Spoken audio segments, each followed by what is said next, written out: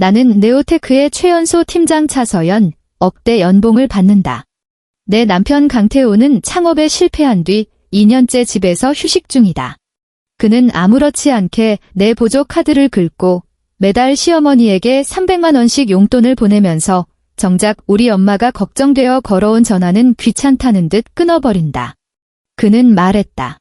당신은 밖에서 돈 벌고 나는 집안 살림 챙기고 우린 평등한 거야. 참으로 대단한 평등이다.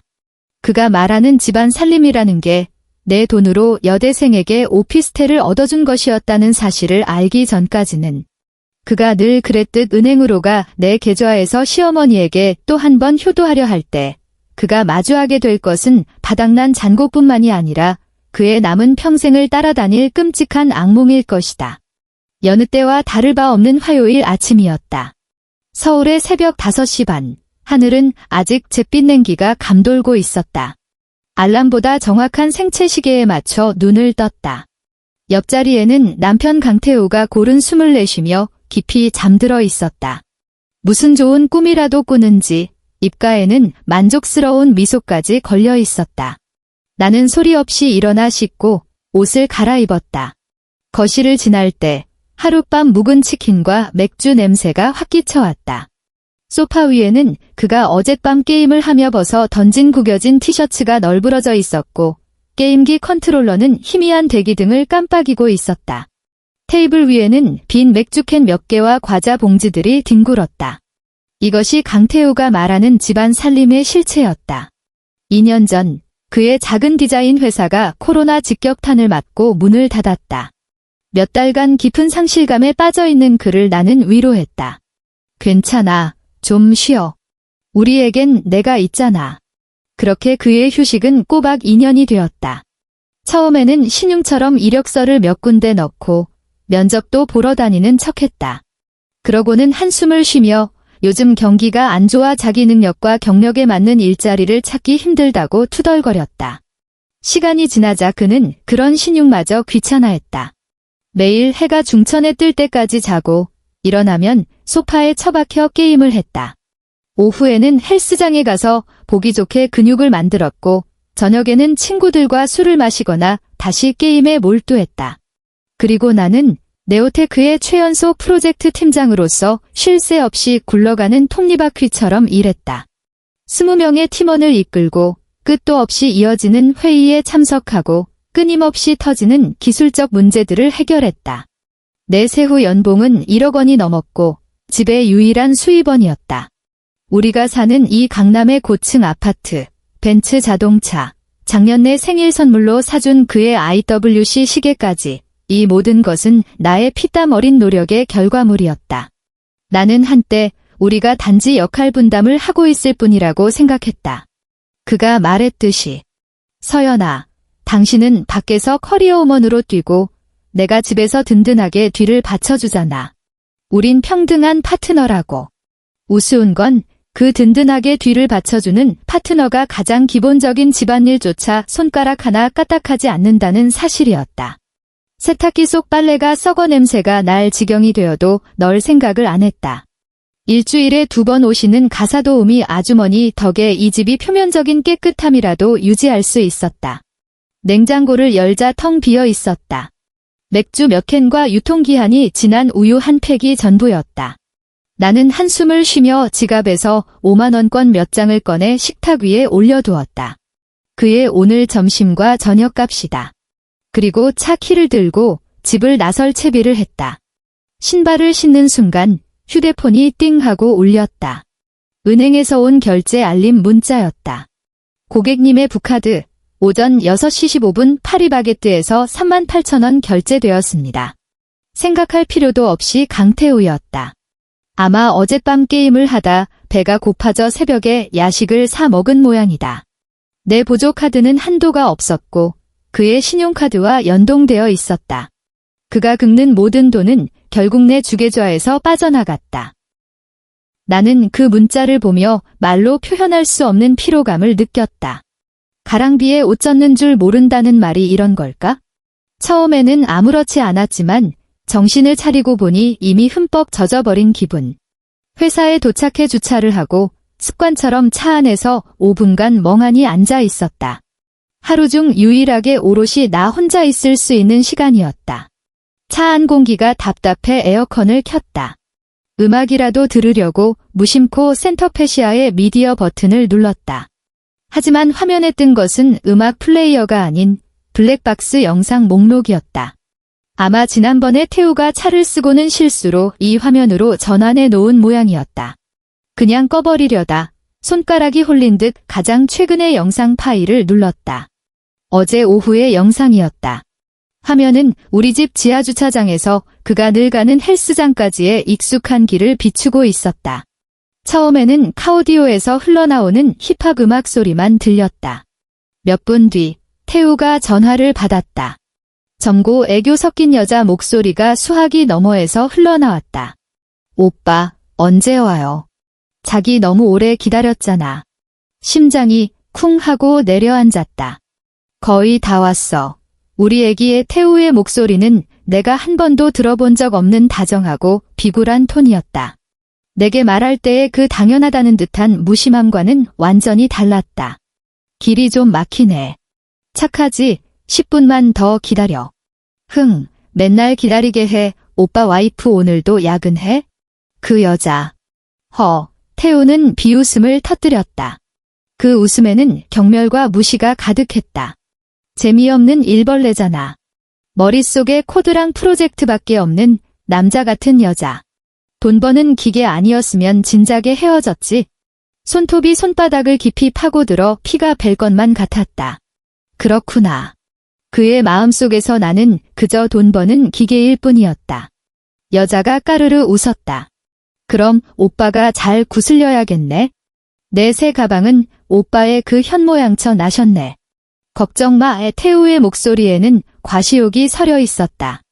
다음 달에 큰 프로젝트 분기 보너스 나오거든. 액수가 꽤 커. 가방은 무슨 제주도 가서 제일 좋은 호텔 잡아줄게. 마음껏 놀자. 진짜. 오빠 최고. 사랑해. 나도 사랑해. 우리 여우. 통화가 끝났다. 차 안에는 다시 음악이 흘렀지만 내 세상은 이미 뒤집힌 후였다. 귀를 찢는 듯한 대화 내용이 독을 바른 칼날이 되어 내 심장을 몇 번이고 난도질했다. 일벌레. 남자 같은 여자. 돈 버는 기계.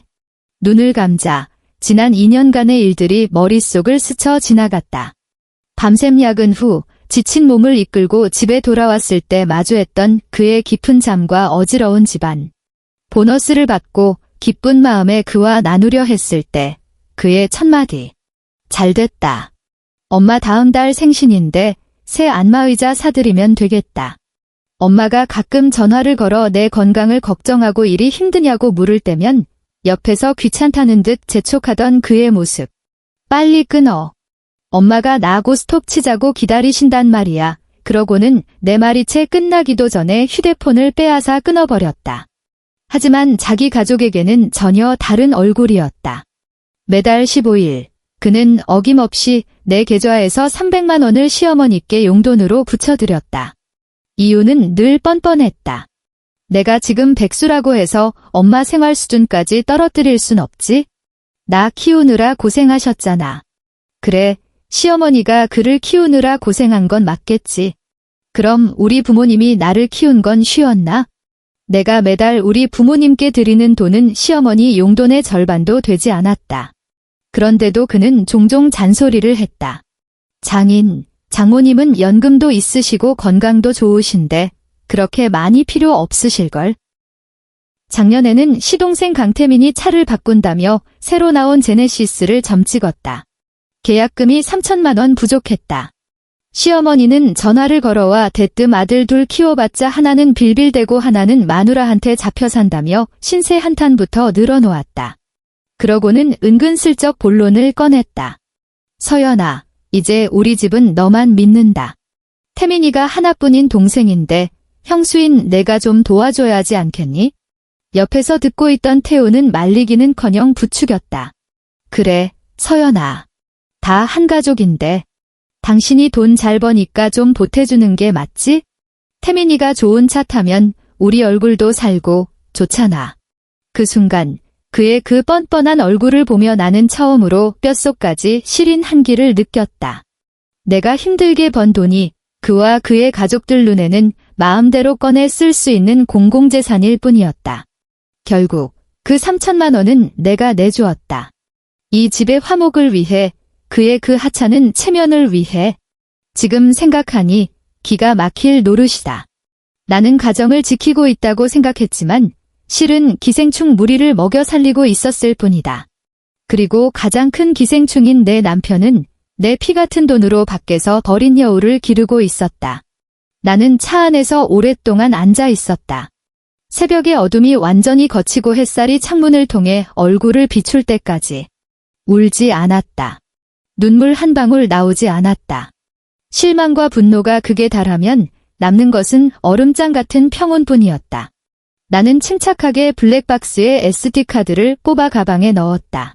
그리고 화장 거울을 꺼내 얼굴의 초췌함을 가리려 화장을 고쳤다. 거울 속 내 모습은 나 자신조차 낯설 만큼 단호한 눈빛을 하고 있었다. 오늘부터 모든 것이 달라질 것이다. 그 후 2주간 나는 평소와 똑같이 행동했다. 매일 정시에 출퇴근했고 그에게는 여전히 무심한 태도를 유지했다. 강태호는 아무것도 눈치채지 못한 채 가정주부의 여유로운 생활을 계속했다. 그리고 나는 조용히 거미줄을 치기 시작했다. 대학 동기이자 현재 서울에서 가장 잘나가는 이혼 전문 변호사 중 한 명인 박민준에게 연락했다. 내가 처한 상황과 손에 넣은 녹취 증거까지 전부 털어놓았다. 민준은 이야기를 다 듣고 한참 동안 말이 없다가 입을 열었다. 서연아, 잘 생각했어. 그런 인간한테 내 인생 1초도 낭비할 가치 없어. 뭘 원해? 빈손으로 내쫓는 거? 응, 나는 망설임 없이 대답했다. 내 모든 걸 되찾을 거야? 자기가 저지른 짓에 대해 가장 고통스러운 대가를 치르게 할 거야. 좋아, 이민준의 목소리는 차분했다. 몇 가지 해줘야 할 게 있어? 첫째, 내가 혼인 중 재산 및 개인소득 특정 합의서를 작성할 거야. 기회를 봐서 그놈 사인을 받아내. 둘째, 믿을 만한 흥신소를 연결해 줄게. 사진이나 영상 같은 더 직접적인 증거가 필요해. 그가 순순히 사인할까 조금 걱정이 됐다. 할 거야, 민준이 웃었다. 내가 그 합의서를 고소득자, 절세 컨설팅 제안서처럼 포장할 거거든. 복잡한 세무 조항들을 잔뜩 섞어서 말이야. 그놈처럼 자존심만 세고 게으른 인간들은 절대 꼼꼼히 안 읽어. 이거 사인하면 매년 세금을 엄청나게 아낄 수 있다고만 해 누구보다 신나서 사인할걸. 민준의 말은 정확했다. 금요일 저녁, 나는 그 두툼한 서류를 들고 집으로 돌아왔다. 강태호는 헤드셋을 낀 채 게임에 완전히 몰두해 있었고 입으로는 팀원들에게 욕설을 섞어 지시를 내리고 있었다. 나는 서류를 그의 앞에 내려놓으며 사무적인 말투로 말했다. 태호 씨, 여기 사인 좀 해줘. 그는 고개도 들지 않고 귀찮다는 듯 손을 휘저었다. 뭔데? 나 바쁜 거 안 보여? 우리 회사랑 제휴 맺은 회계법인에서 준 제안서야. 나는 민준이 알려준 대로 침착하게 설명했다. 내 연봉 수준에서는 이런 식으로 세금 최적화를 할 수 있다. 개인소득 일부를 회사 프로젝트 배당금으로 잡으면 매년 1,000만 원에서 2천만 원 정도 세금을 아낄 수 있다더라고. 1,000만 원, 2천만 원이라는 말에 그의 눈이 번쩍 뜨였다. 그는 게임에서 고개를 들었다. 진짜 그렇게 많이? 응이 나는 고개를 끄덕였다.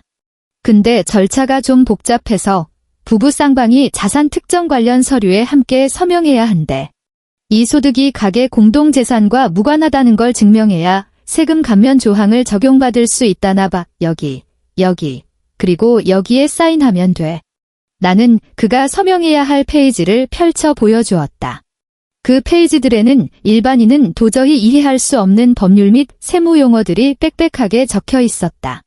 강태호는 펜을 집어들고 제목조차 보지 않은 채 서명란에 자기 이름을 휘갈겼다. 사인을 마친 그는 서류를 내게 휙 밀어주고는 기다렸다는 듯 다시 헤드셋을 썼다. 입으로는 진작 돈 아끼는 거라고 말하지 뭘 이렇게 복잡하게 굴어하고 중얼거렸다. 나는 그의 날아갈 듯한 서명을 보며 입꼬리를 올려 차갑게 웃었다. 그는 자기가 서명한 것이 세금 최적화 서류가 아니라 나의 모든 혼전 재산과 개인 근로소득 및 그 파생 투자 수익에 대한 권리 포기 각서라는 사실을 꿈에도 모를 것이다. 이 합의서는 그를 법정에서 빈손으로 내쫓을 사형 선고나 다름없었다. 다음 날 나는 핑계를 대고 친정에 다녀왔다. 내 주거래 통장과 내 명의로 된 대부분의 금융상품 정보를 엄마에게 맡겼다. 엄마, 이 카드 좀 맡아주세요. 나는 엄마에게 말했다. 비밀번호는 엄마 생신이에요. 앞으로 제 월급은 이 통장으로 들어올 거예요. 엄마는 걱정스러운 얼굴로 나를 보았다. 서연아, 너 태우랑 무슨 일 있니? 나는 고개를 저으며 억지로 미소를 지었다. 아니에요, 엄마. 그냥 회사에서 임원들 자산 심사를 한다고 해서 잠시 개인 자산을 옮겨두는 거예요. 절차상 그런 거니 걱정 마세요. 어설픈 거짓말이라는 걸 알았지만 부모님의 사랑이란 그런 것이다. 의심이 들면서도 무조건적으로 자식을 믿고 지지해주는 것. 엄마는 더 묻지 않고 카드를 받아 챙기신 뒤 내가 좋아하는 음식으로 한 상 가득 차려주셨다. 엄마가 해준 밥을 먹으며 만감이 교차했다. 지난 2년간 나는 그깟 가정이라는 허울 때문에 나를 진정으로 사랑해주는 사람들을 너무나 소홀히 대했다.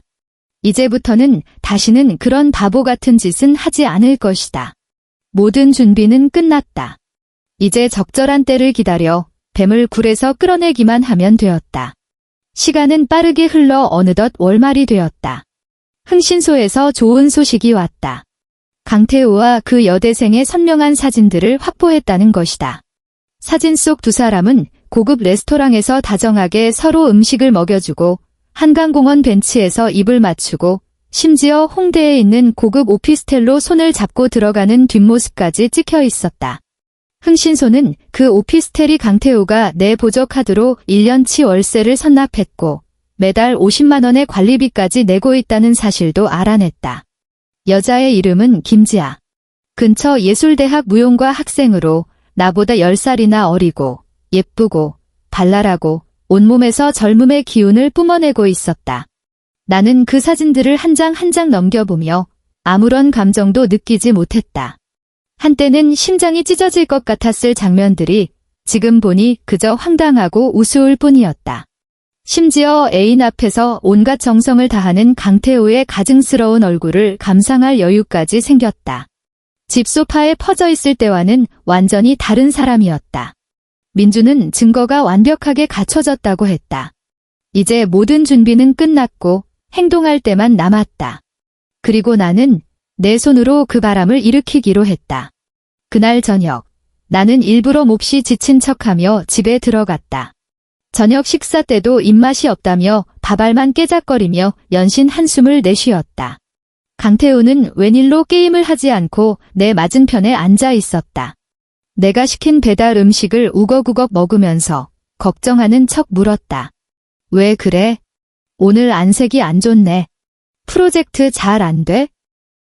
나는 젓가락을 내려놓고 관자놀이를 누르며 오눈썹을 지었다. 말도 마, 우리 팀 제일 중요한 프로젝트인데 협력사 쪽에서 문제가 생겨서 일정이 엄청 늦어졌어. 오늘 본부장님한테 불려가서 엄청 깨졌잖아. 다음 달 초까지 런칭 못하면 우리 팀 전체 분기 보너스가 날아갈 판이야. 강태우의 젓가락질이 순간 멈칫했다. 그의 눈에 스치는 당혹감을 나는 놓치지 않았다. 그렇게 심각해? 그럼 보너스는 얼마나 깎이는데? 깎이는 게 문제가 아니야. 나는 목소리에 힘을 주었다. 아예 한 푼도 못 받을 수도 있어? 내 반년 농사가 걸린 건데? 아이고, 어쩌다 그렇게 됐어. 그는 젓가락을 내려놓고 걱정스러운 표정을 지으며 내 손을 잡았다. 가식적인 위로의 말을 건넸다. 너무 스트레스 받지 마. 돈은 사소한 문제고 몸이 먼저지. 정 안 되면 보너스 포기해. 남편이 먹여 살릴게. 나는 그의 그 위선적인 얼굴을 보며 실소를 터뜨릴 뻔했다. 남편이 먹여 살려? 뭘로? 내가 주는 용돈으로? 하지만 나는 그의 연기에 맞춰 고개를 숙이며 감동한 척했다. 응, 알아. 그래도 속상한 건 어쩔 수 없네. 괜찮아. 다 잘 될 거야. 그는 내 손등을 토닥였다. 하지만 그의 시선은 허공을 맴돌았다. 제주도 여행과 애인에게 약속한 명품 가방이 어떻게 될지 계산하느라 바쁜 눈치였다. 그 후 며칠간 강태호의 불안감이 역력히 느껴졌다. 그는 게임에도 집중하지 못했고 틈만 나면 휴대폰을 들여다봤다. 아마 그의 어린 애인에게 상황을 설명하고 있겠지. 심지어 그는 내게 아첨을 떨기 시작했다. 아침에는 알아서 물을 따라주고 저녁에는 어깨를 주물러주겠다며 다가왔다. 나는 그가 나를 그리고 자기 자신을 안심시키려 한다는 것을 알았다. 그에게 지극히 중요한 보너스를 내가 무사히 지켜내길 바라고 있었다. 그리고 나는 그의 연기를 차갑게 지켜보며 조용히 15일이 오기만을 기다렸다. 15일, 매달 시어머니에게 생활비를 붙여드리는 날이다. 그날 나는 일부러 야근하지 않고 정시에 퇴근했다. 강태호는 소파에 앉아 TV를 보며 휴대폰을 만지작거리고 있었다. 그 능숙한 자세로 보아 매달 치르는 효자의식을 행하는 중인 듯 했다. 나는 그를 방해하지 않고 침실로 들어가 편한 옷으로 갈아입었다. 다시 나왔을 때 그는 미간을 잔뜩 찌푸린 채 휴대폰 화면을 계속해서 누르고 있었다. 입으로는 이상하네. 왜 이러지? 시스템 오류인가? 하고 중얼거렸다. 나는 무심한 척 다가가 물었다. 왜 그래? 그는 나를 힐끗 쳐다보며 짜증 섞인 목소리로 말했다. 모르겠어. 모바일 뱅킹으로 이체가 안 돼. 자꾸 잔액 부족이라고 뜨네. 인터넷 문제인가? 그래, 나는 태연하게 대답했다. 그런가 보지. 몇 번 더 해봐. 그는 몇 번 더 시도했지만 결과는 마찬가지였다. 그의 얼굴은 점점 굳어갔고 이마에는 식은땀까지 맺혔다. 그는 자리에서 벌떡 일어나 거실을 초조하게 서성였다. 안 되겠다. 은행에 가봐야겠어. 엄마가 이 돈으로 노인대학 등록금 내셔야 하는데 그는 그렇게 말하며 차 키를 집어들고 문을 나섰다. 나는 그의 다급한 뒷모습을 보며 속으로 비웃었다. 그가 조급해하는 것은 시어머니의 등록금 때문만은 아닐 것이다. 그는 유일한 돈줄인 내가 혹시 무슨 문제가 생긴 건 아닌지 두려운 것이다. 나는 그를 막지 않았다. 그저 소파에 느긋하게 앉아 따뜻한 차를 한 잔 우렸다. 이제 막 재미있는 연극이 시작되었을 뿐이다. 30분쯤 지났을까? 내 휴대폰이 울렸다. 화면에는 강태우 세 글자가 떠 있었다. 나는 느긋하게 전화를 받았다. 내가 입을 열기도 전에 수화기 너머에서 그의 격앙된 고함이 터져나왔다. 차서연. 대체 무슨 짓을 한 거야? 왜 당신 계좌에 돈이 하나도 없어? 내 보조 카드도 정지됐잖아. 너 미쳤어. 그의 목소리는 당황과 분노로 날카롭게 갈라져 있었다. 은행 창구에서 잔혹한 현실을 통보받고 망연자실해 있을 그의 모습이 눈에 선했다. 그래, 나는 차를 한 모금 마시며 오늘 날씨를 이야기하듯 평온하게 말했다. 난 무슨 소린지 모르겠는데. 모르겠다고. 그는 거의 절규했다. 은행 직원이 그러는데 당신 주계좌에 있던 돈이 오늘 아침에 싹 다 빠져나갔대. 한 푼도 안 남고. 돈 어디로 옮겼어? 빨리 말해. 강태우, 나는 찻잔을 내려놓으며 차갑게 말했다. 너 지금 무슨 자격으로 나한테 따지는 건데? 내 남편. 아니면 아내한테 얹어 사는 기생충. 전화기 넘어가 순간 조용해졌다. 그는 내가 이런 말을 하리라고는 상상도 못했을 것이다. 너, 뭐라고? 그의 목소리에는 당혹감이 가득했다. 나 회사에서 회의 중이라 바빠. 할 말 있으면 집에 와서 해. 나는 그에게 반박할 기회를 주지 않고 바로 전화를 끊었다. 이 몇 시간이 그에게는 인생에서 가장 길고 고통스러운 시간이 될 것이었다. 저녁 8시, 나는 집에 돌아왔다. 문을 열자마자 덫에 갇힌 짐승처럼 소파에 앉아있는 강태우가 보였다. 그는 충혈된 눈으로 나를 노려보고 있었다. 테이블 위 재떨이에는 담배꽁초가 가득했고 온 거실이 매캐한 연기로 자욱했다. 내가 들어오는 것을 보자 그는 소파에서 용수철처럼 튀어 일어나 내게 달려들었다. 그는 내 팔을 거칠게 움켜쥐었다. 뼈가 으스러질 듯한 힘이었다. 돈 다 어디로 빼돌렸어? 그는 히스테릭하게 소리치며 내 얼굴에 침까지 튀겼다. 나는 그의 손을 뿌리치고 혐오스럽다는 듯 한 걸음 물러섰다. 그를 차갑게 쏘아보며 말했다. 이거 놔, 아프잖아. 아파. 그는 세상에서 가장 어이없는 농담이라도 들은 듯 자기 코를 가리키며 억울함과 분노에 찬 얼굴로 소리쳤다. 우리 집 돈 전부 빼돌리고 내 카드까지 정지시킨 주제에 이제 와서 내가 아프게 했다고? 차서연, 너 양심도 없어? 우리 부부잖아. 부부. 나는 비웃었다. 내 돈으로 다른 여자 집 얻어주고 명품 가방 사줄 때도 우리가 부부라고 생각했어? 내 어린 애인한테 내가 재미없는 일벌레라고 투덜거릴 때도 우리가 부부라고 생각했냐고? 강태호의 얼굴이 찰칵 소리가 날 것처럼 새하얗게 질렸다. 그는 믿을 수 없다는 듯 나를 보며 입술을 파르르 떨었다. 한참 동안 아무 말도 하지 못했다. 내가 그걸 어떻게... 나는 대답 대신 테이블로 다가가 가방에서 누런 서류 봉투를 꺼내 그의 앞에 찹소리가 나게 던졌다. 내 눈으로 직접 봐. 그는 떨리는 손으로 봉투를 열었다. 가장 먼저 쏟아져 나온 것은 한 묶음의 사진이었다. 사진에는 그와 김지아가 다양한 장소에서 나누는 친밀한 모습이 고화질로 선명하게 담겨 있었다. 그는 그녀를 껴안고 입 맞추고 눈에는 꿀이 떨어질 듯한 애정이 가득했다. 그의 손이 더욱 심하게 떨리며 사진들이 바닥에 흩어졌다.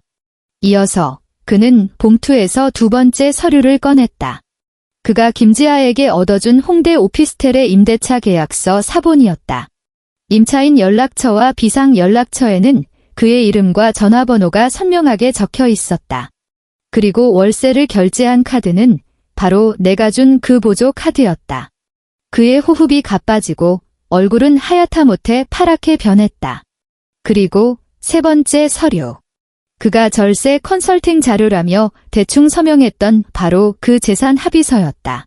나는 가장 핵심적인 조항에 형광펜으로 표시를 해두었다.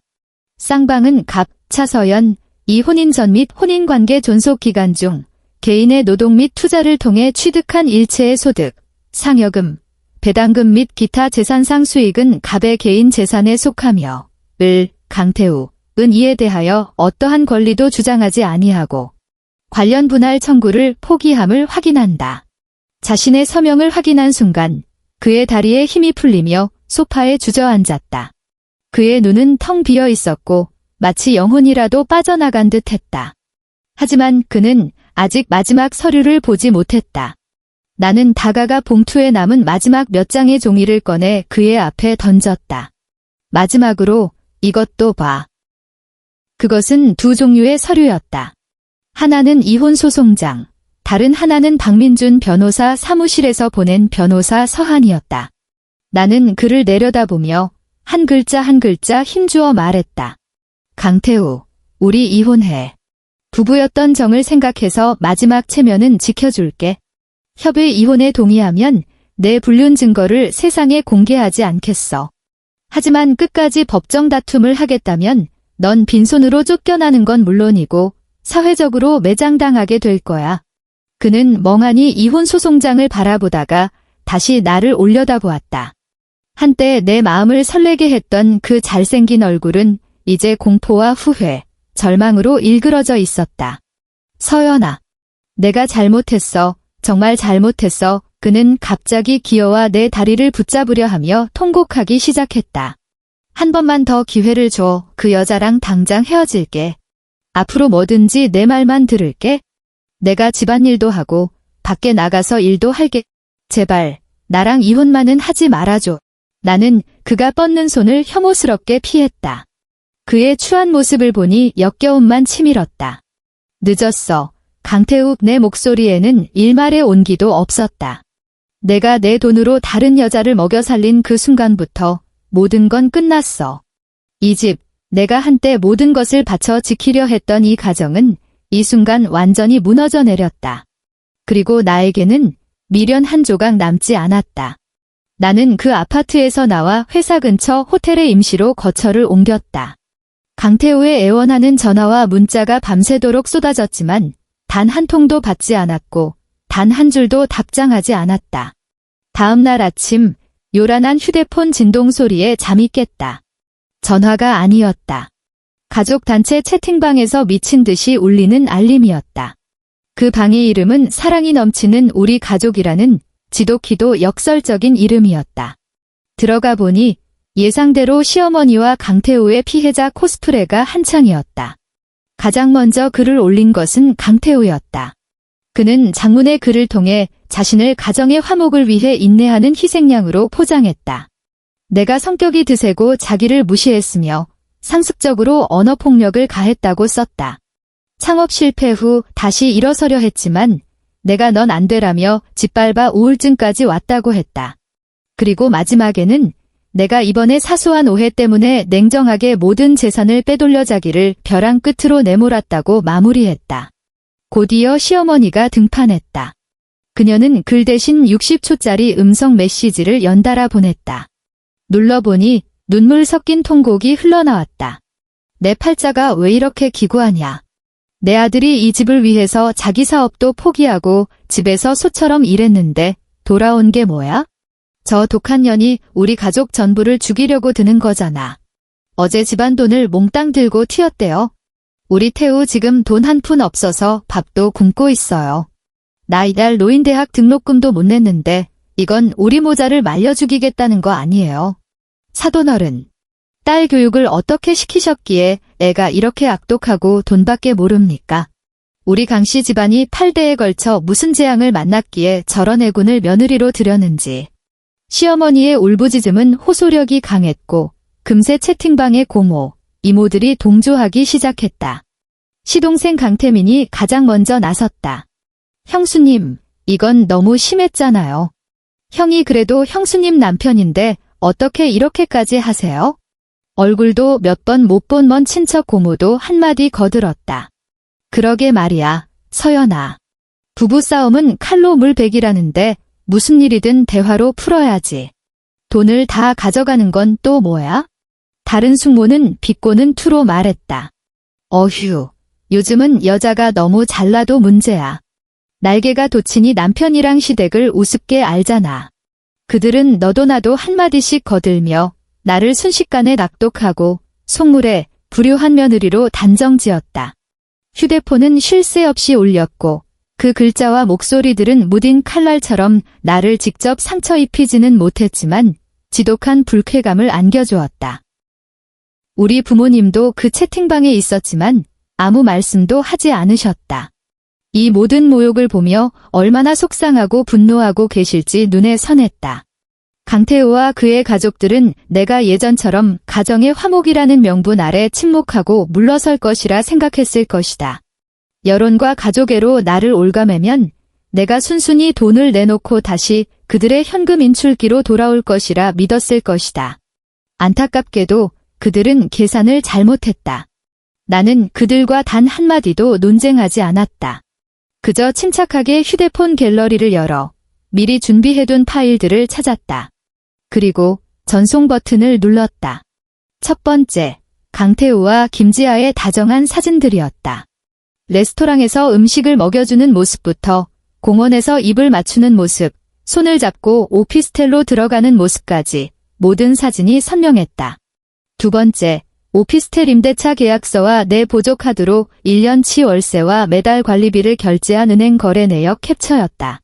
모든 거래 기록이 명확하게 찍혀 있었다.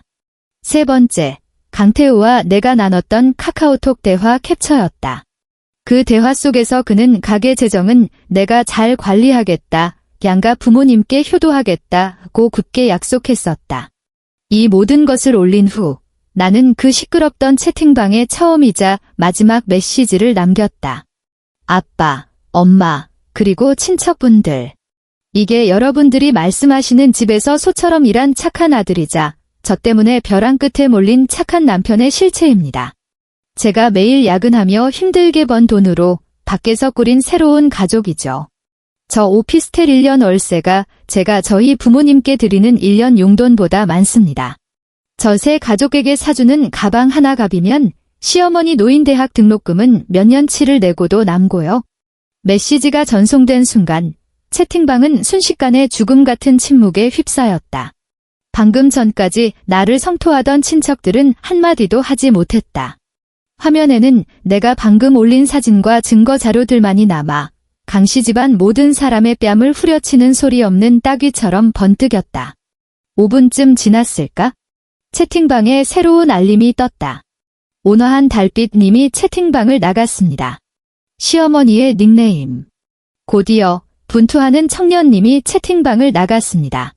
강태민의 닉네임. 행복한 고모님이 채팅방을 나갔습니다. 하나둘씩 친척들이 소리 없이 그 사랑이 넘치는 채팅방을 떠났다.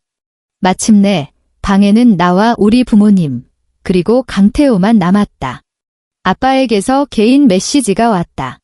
서연아, 잘했다. 무서워하지 마. 아빠 엄마는 언제나 내 편이다. 엄마는 바로 전화를 걸어왔다. 목소리에는 억누를 수 없는 분노와 안타까움이 섞여 있었다. 그 개자식. 어떻게 감히 너한테 그런 짓을. 서연아, 고생 많았다. 얼른 집으로 와. 엄마가 맛있는 거 해줄게. 그 순간 내 눈가가 드디어 조금 뜨거워졌다.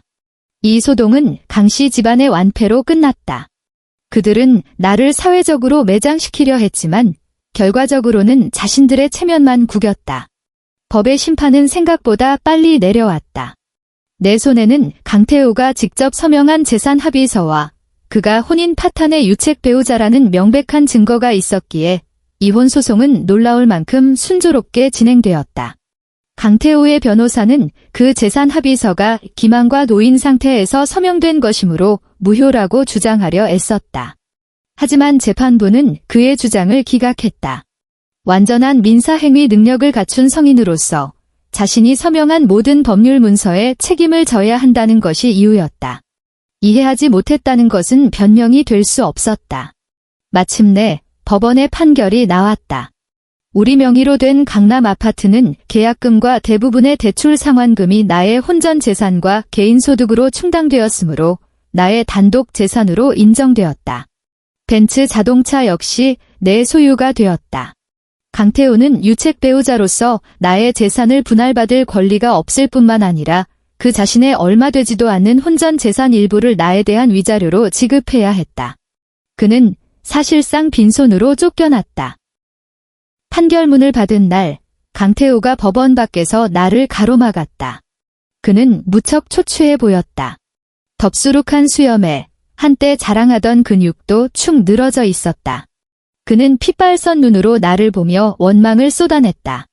독하다, 차서연. 그는 이를 갈며 말했다. 내가 내 모든 걸 망쳤어. 나는 그를 보며 평온하게 대답했다. 내가 널 망친 게 아니야? 너 자신이지. 남의 희생을 당연하게 여기고 내 욕망을 모든 것 위에 두었잖아. 그게 내가 이 지경까지 온 이유야. 그는 무언가 더 말하려는 듯했지만 나는 더 이상 듣고 싶지 않았다. 그를 지나쳐 내 차로 향했다. 하지만 나는 그의 파렴치함을 과소평가했다. 며칠 뒤 회사에서 이상한 소문이 돌기 시작했다. 내가 사생활이 문란하며 승진을 위해 수단을 가리지 않는다는 이야기였다. 남편을 버린 냉혈한이라는 말도 들렸다. 심지어 내가 팀장 자리에 오른 것이 회사 고위층과 부적절한 관계 덕분이라는 소문까지 퍼졌다. 그 소문이 출처는 불 보듯 뻔했다. 강태호는 자기가 불행해졌으니 나 역시 행복하게 둘 수 없다고 생각한 모양이다. 법적으로 나를 해칠 수 없게 되자 사회적으로 나를 매장시키려 한 것이다. 그는 나를 현대판 악녀로 묘사하며 익명으로 여러 온라인 커뮤니티에 글을 올렸고 심지어 전단을 만들어 우리 회사 건물 앞에서 뿌리려 하기까지 했다. 그 며칠간 회사 동료 몇몇의 시선이 달라졌음을 느낄 수 있었다. 호기심과 의심이 가득한 눈빛이었다. 내 직속 상관인 박 이사님이 나를 사무실로 불렀다. 차 팀장이 그는 문을 닫고 진지한 표정으로 나를 보았다. 요즘 회사에 도는 소문들 들었습니까? 들었습니다. 나는 고개를 끄덕이며 최악의 상황을 각오했다. 명예를 중시하는 한국 사회에서 여성 임원이 사생활 문란이라는 꼬리표를 달게 되면 커리어가 끝장날 수도 있었다. 하고 싶은 말 있습니까? 그가 물었다. 나는 심호흡을 하고 그의 눈을 똑바로 바라보며 당당하게 말했다. 이사님, 그 모든 것은 제 전남편의 악의적인 비방입니다. 현재 이혼 소송이 마무리되었고 재산 분할 문제로 제게 앙심을 품고 있습니다. 제 인성과 업무 능력은 이사님과 팀원분들께서 가장 잘 아실 겁니다. 회사가 저를 믿고 공정한 판단을 내려주시길 바랍니다. 만약 이 소문들로 인해 회사 명예에 누가 된다면 제가 모든 책임을 지겠습니다. 박 이사님은 몇 초간 나를 말없이 바라보더니 갑자기 웃음을 터뜨렸다. 차 팀장, 너무 긴장했네요. 그는 자리에서 일어나 내 곁으로 와서 어깨를 두드려 주었다. 내가 차 팀장을 부른 건 추궁하려는 게 아닙니다. 회사 법무팀이 이미 이 문제에 개입했다는 걸 알려주려고요. 우린 이미 해당 커뮤니티에 변호사 서한을 보냈고 게시글 삭제와 작성자 IP 주소 제공을 요청했습니다. 전 남편의 명예훼손 행위에 대해서는 회사가 차 팀장의 법적 대응을 전적으로 지원할 겁니다. 나는 얼떨떨해서 내 귀를 의심했다. 박 이사님은 말을 이었다. 서연 씨, 회사에서 일한 지가 몇 년인데 당신 능력, 당신 인품, 우리가 다 압니다. 네오테크는 그런 뜬 소문이나 믿는 구멍가게가 아니에요. 우리가 중시하는 건 직원의 가치와 기여입니다. 당신이 회사를 위해 창출한 가치는 이런 시시한 가십과는 비교도 안 돼요. 돌아가서 일에 집중해요. 새로 시작한 그 프로젝트, 회사 전체가 기대하고 있습니다. 이런 쓰레기 같은 일에 흔들리지 말아요. 이사님 사무실을 나올 때 내 눈가가 다시 한번 뜨거워졌다. 하지만 이번에는 감동의 눈물이었다. 나는 문득 깨달았다. 진정한 자신감은 남자나 결혼해서 오는 것이 아니라 나 자신의 가치와 능력에서 비롯된다는 것을. 내가 충분히 강해지면 온 세상이 나를 위해 길을 비켜준다는 것을. 강태호의 마지막 발악은 내게 상처 하나 입히지 못했고 오히려 명예훼손죄라는 불명예스러운 기록만 그의 전과에 더하게 되었다. 그의 사회적 죽음은 그 자신의 손으로 완성되었다. 이혼 절차가 완전히 끝난 후 강태호는 내 인생에서 완벽하게 사라졌다. 듣자 하니 김지아라는 그 여대생은 그가 돈줄이 끊기자마자 바로 그를 차버리고는 그 고급 오피스텔에서 쏜살같이 이사했다고 한다. 마치 그런 사람을 전혀 몰랐던 것처럼. 나의 지원이 끊기자 강태호의 삶은 나락으로 떨어졌다. 그는 더 이상 강남에 살 수 없었고 서울 외곽에 있는 시어머니의 낡은 아파트로 기어 들어갔다.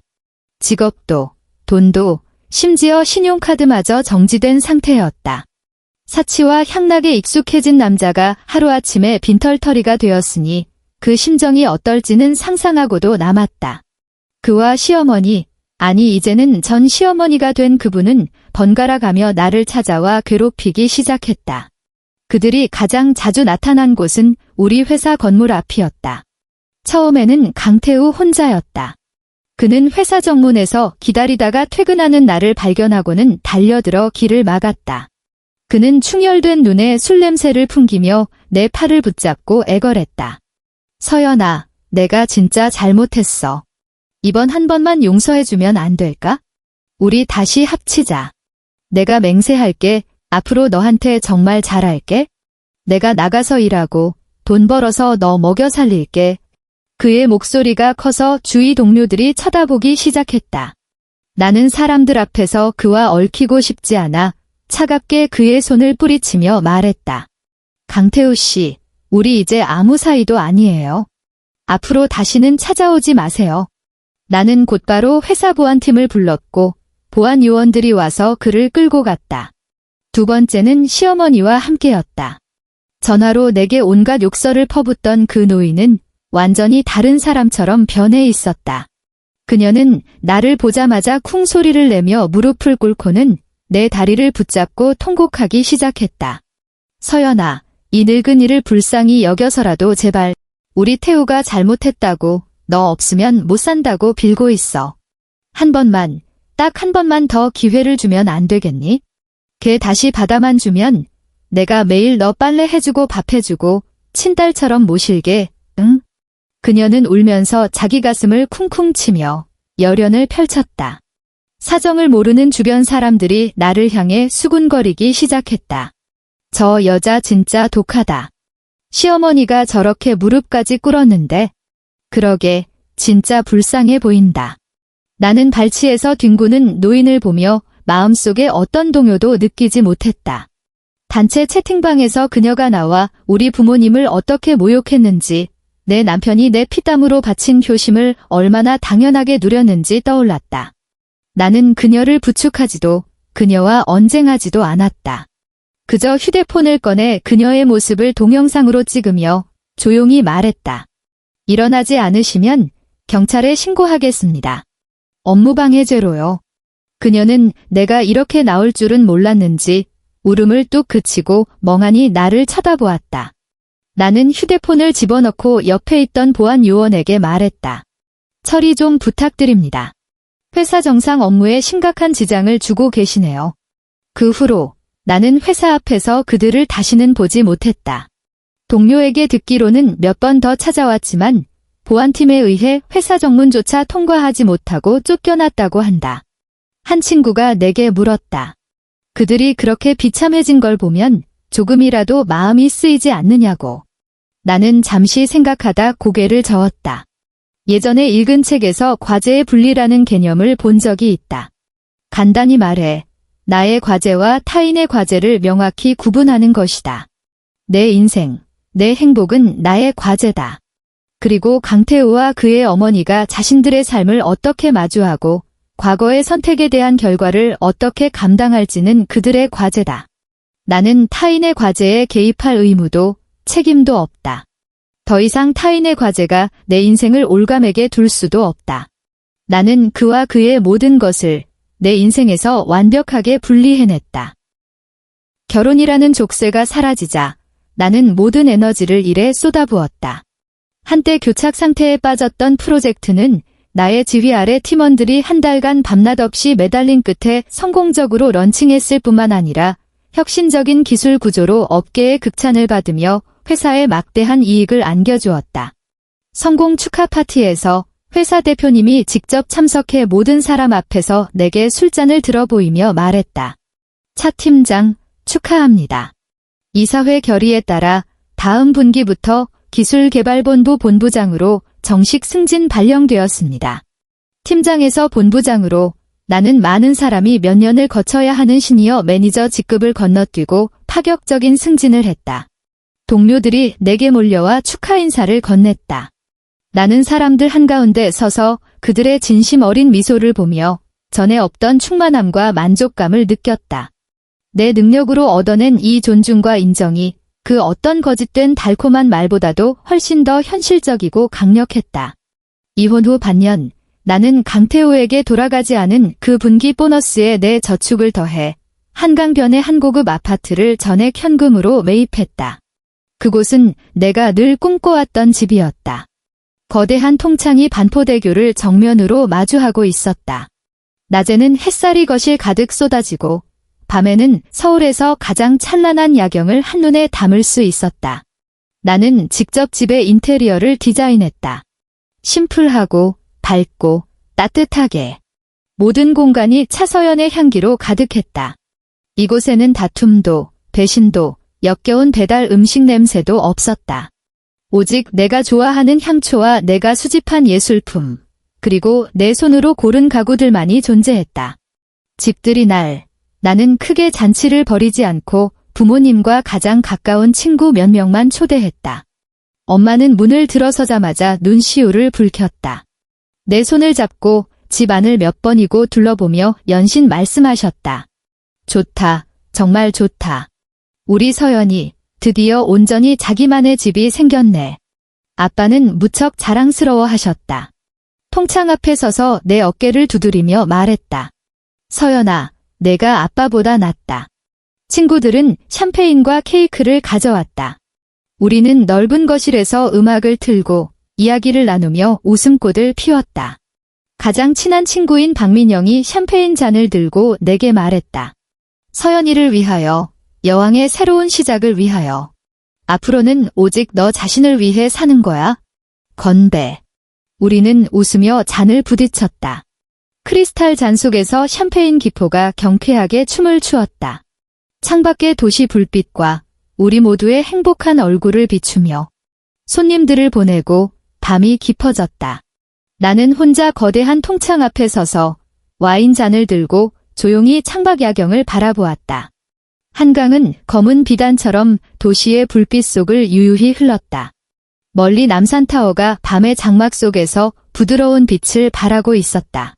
휴대폰이 띵 하고 울렸다. 들어보니 새로 꾸린 팀의 팀원이 보낸 메시지였다. 본부장님, 신규 프로젝트 초안 정리해서 메일로 보내드렸습니다.